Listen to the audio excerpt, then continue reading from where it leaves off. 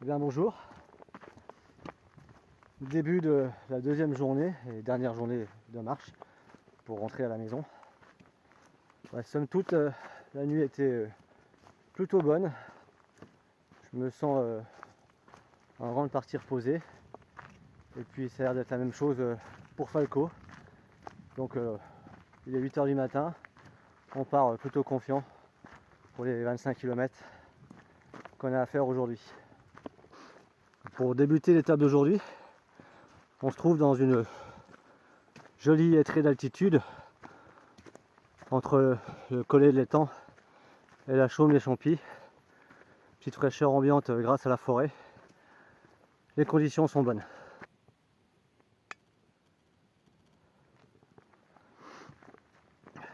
Bon, on arrive sur la magnifique chaume des Champis.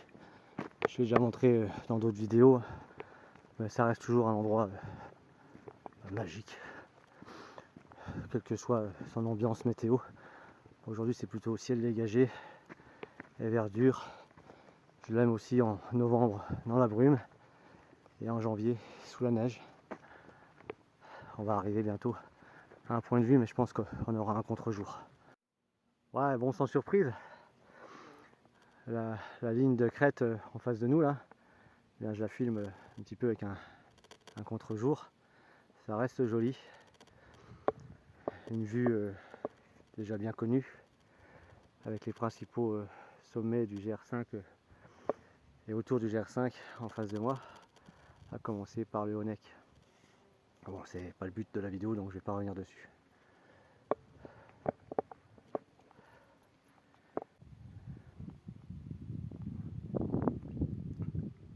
Je te le montre quand même depuis cette photo panneau d'orientation qui te donne une idée de ce que je peux voir là en face de moi avec le soleil qui vient de se lever il y a déjà un peu plus d'1 heure.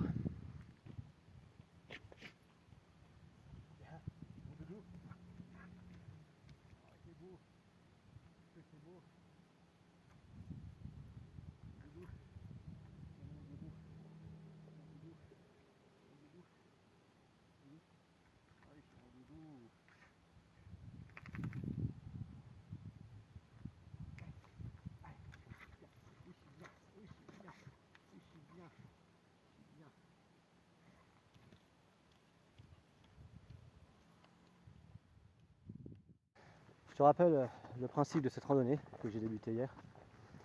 Je me suis fait déposer à 30 km à vol d'oiseau de mon domicile. Et sur le tracé que j'ai choisi pour rentrer à pied chez moi, ça correspond à 50 km. 50 km donc je fais en 2 jours et je me suis mis quelques bâtons dans les roues pour sortir de ma zone de confort habituelle.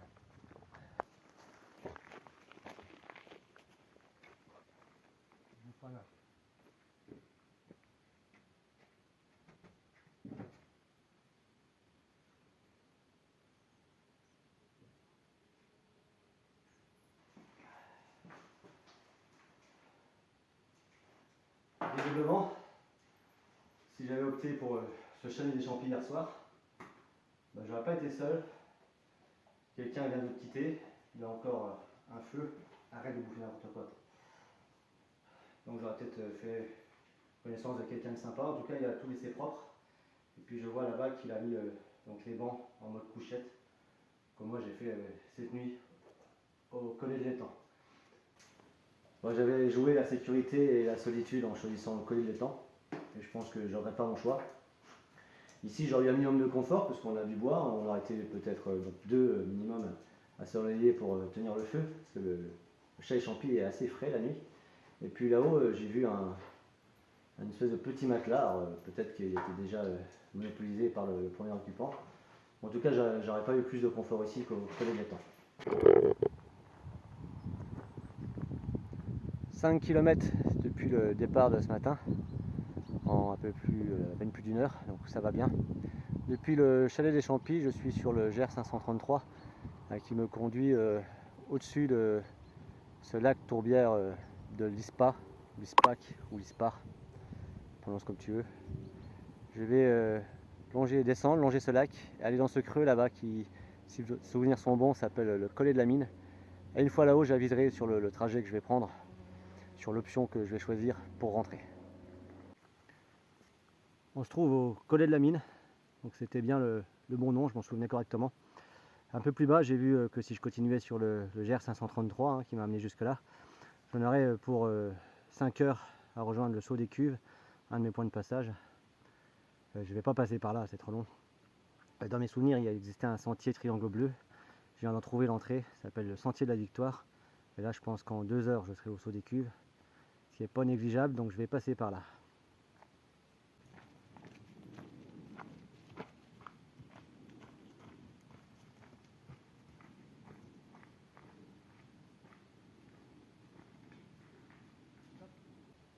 Par contre, j'ai intérêt à faire attention parce que le sentier de la victoire, ça peut vite devenir le sentier de la défaite.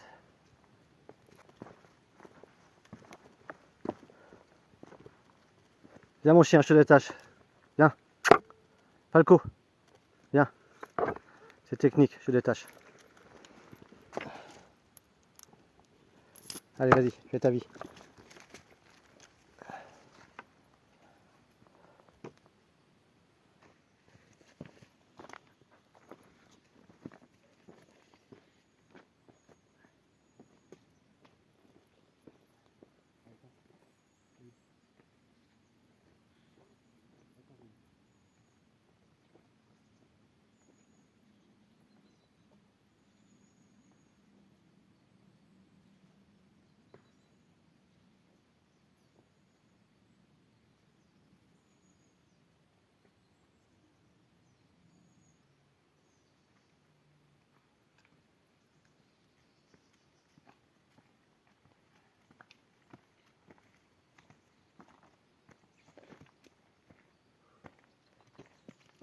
Ah, ce sentier est magnifique. J'avais pris il y a très longtemps de ça. À l'époque, je peux pas même pas dire que j'étais randonneur et je connaissais franchement pas les Vosges. Et je l'avais pris pour me rendre au Champy justement. Et donc j'étais dans l'autre sens.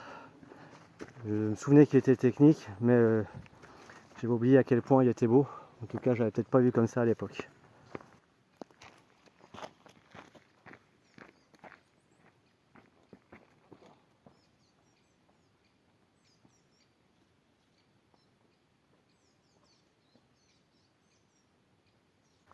Alors depuis que je suis sur ce sentier de la victoire,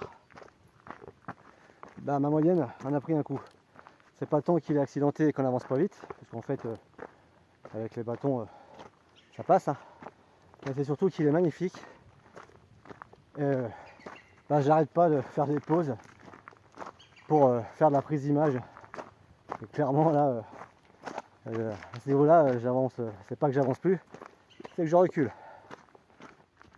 Tout à l'heure, je t'ai rappelé le principe de cette randonnée avec les quelques bâtons dans les roues que je me suis mis volontairement. Après te les avoir rappelés, donc je peux déjà t'en faire un petit bilan sur la première journée. En ce qui concerne la journée d'hier, pour l'instant le pari est tenu. J'ai utilisé ni carte ni application. De toute façon, les applications, j'en utilise quasiment jamais. En ce qui concerne les conditions pour passer la nuit, j'étais quand même bien parti pour passer une nuit franchement pas terrible. Et puis la chance faisant, il faut le dire, j'ai eu la chance.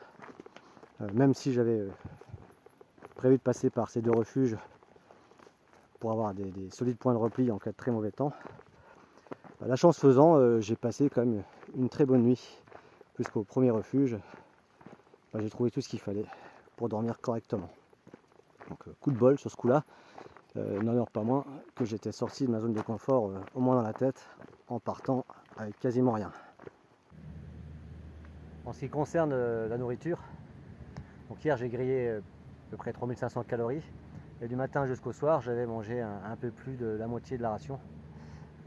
Et puis j'avais complété avec la friandise georgienne, la churchkela. ça a fait le taf. J'ai juste un petit creux vers 2h, 2h30 du matin. J'ai remangé un bout de churrasquela et j'ai pu tenir jusqu'à ce matin à 6h30, 7h, l'heure du petit déjeuner.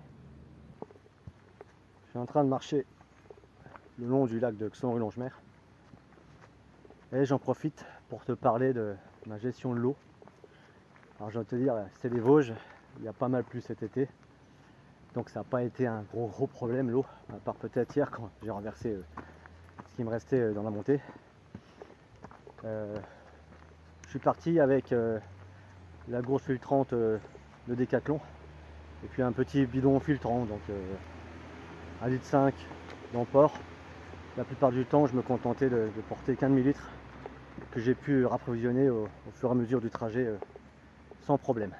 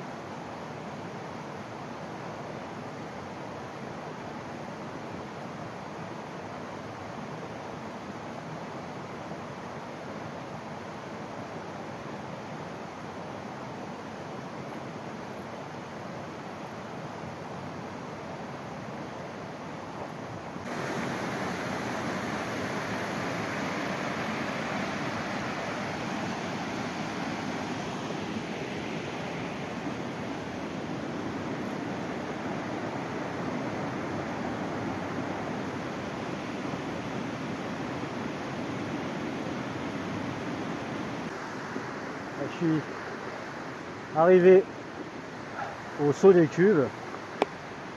Je vais rejoindre de nouveau le GR 533. J'arrive au pont des Fées et tu peux voir qu'on n'est plus seulement 2, maintenant on est 3. J'ai récupéré Gaïa pour la fin de l'aventure au saut des cuves. Alors, 2 chiens, c'est pas aussi facile. Ils se perturbent l'un l'autre sur les pistes, sur les odeurs.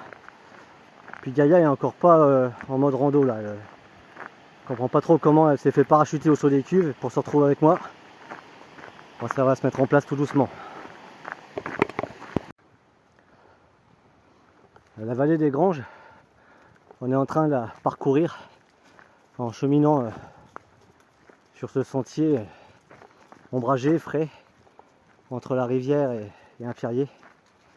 On est dans une réserve biologique intégrale, autorisée aux chiens bien sûr. Et puis en parlant de réserve, il est bientôt 13h et j'ai rien mangé depuis ce matin, depuis le petit déjeuner, à part quelques petits bouts de churrasquela. Je suis donc en train de taper dans les miennes des réserves. Vu que j'en ai pas beaucoup, je vais pas tarder à faire une pause et à manger le dernier biscuit de la ration.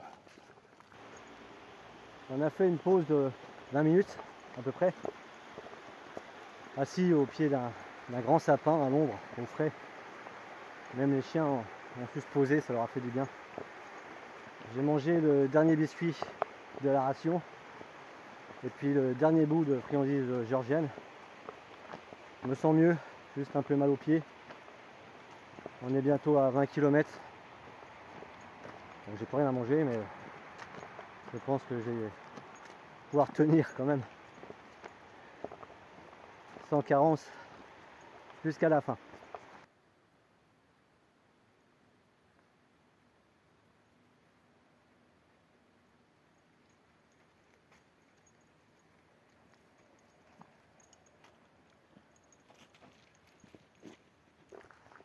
La randonnée se termine bientôt.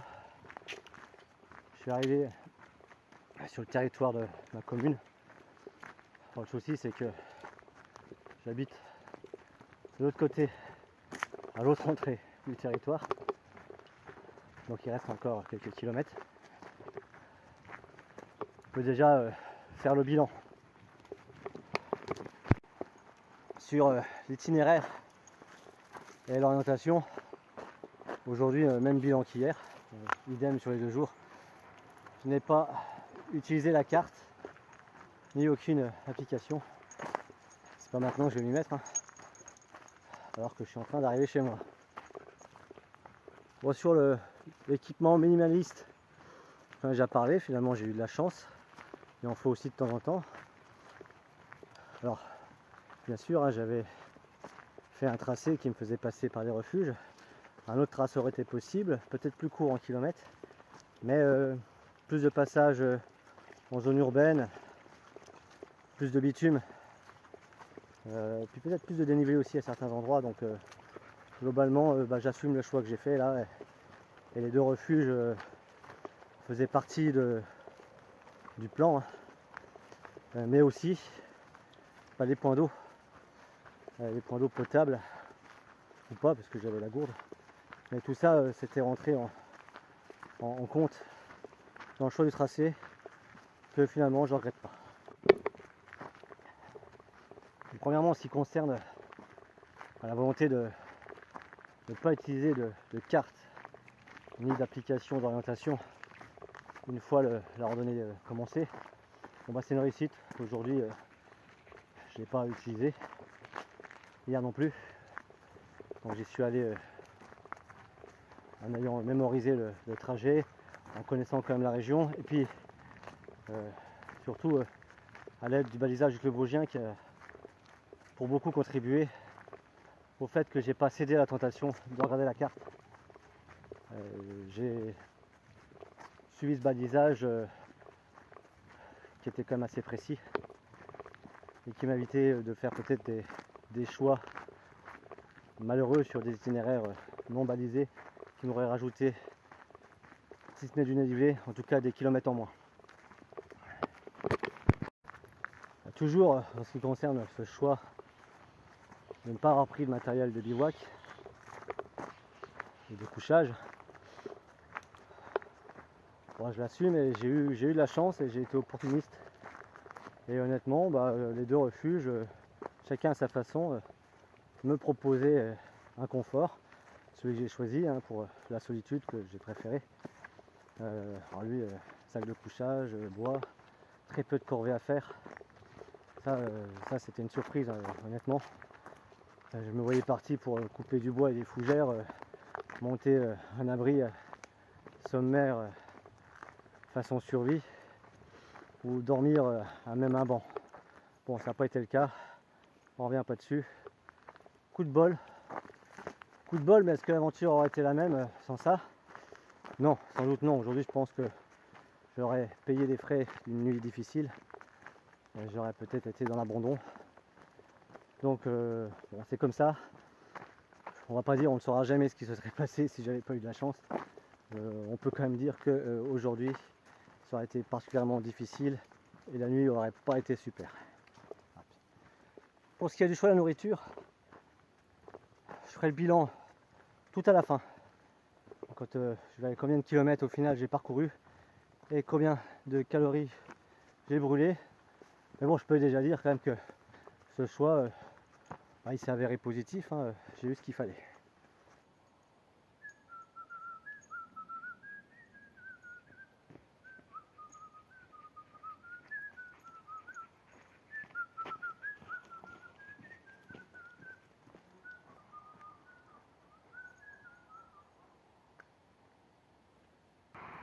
On est arrivé dans la zone urbaine de ma commune, donc je ne vais pas filmer depuis les trottoirs.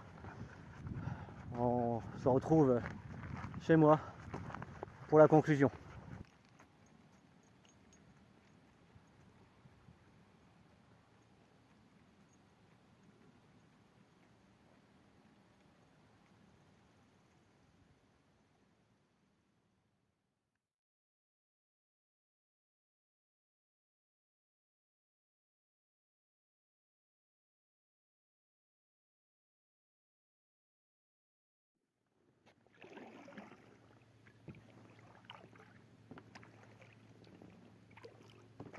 Ça fait à peu près 3 semaines qu'on est rentré.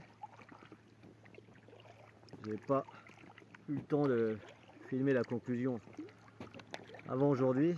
Et puis, de toute façon, j'allais pas conclure le jour même. J'attendais de savoir si la ration allait m'apporter quelques soucis gastriques. Et donc au final, aucun problème de ce côté-là. Donc au final, le tracé était plutôt pas mal. Il a bien fait autour des 50 km. La nuit a été très bonne. Et puis la ration militaire à base de biscuits et le bâton de Tchoursky-là ont fait leur travail. Juste après être rentré, j'ai mangé un petit peu du gras, du lourd et du salé pour me faire du bien à la tête, mais j'avais déjà mangé le biscuit avant et finalement le soir j'avais plus très faim. C'est dire si la ration est assez complète pour les 24 heures. Bref, ce petit périple de 50 km a été une très bonne expérience. J'espère que ces deux vidéos t'ont plu, avec ce format un peu différent que ce que je fais d'habitude, plus long, plus de blabla. Moi c'est pas spécialement mon truc, mais bon, si ça t'a fait plaisir, c'est l'essentiel. Pour l'heure, tu peux voir que je suis sur une autre forme de loisir. Peut-être que je m'entraîne pour une autre aventure, mais ce sera pas pour tout de suite. Allez, je te remercie d'avoir regardé et je te dis à une prochaine.